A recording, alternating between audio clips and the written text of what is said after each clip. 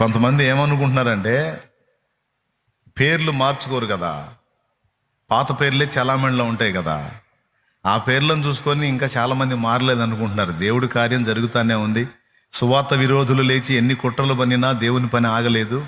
నశించిపోతున్న ఆత్మ రక్షణ కార్యం జరుగుతూనే ఉంది. సువార్త విరివిగా ప్రకటించబడతానే ఉంది. వ్యాప్తి జరుగుతూ ఉంది. నా గట్టి నమ్మకం 30% రీచ్ అయిందని.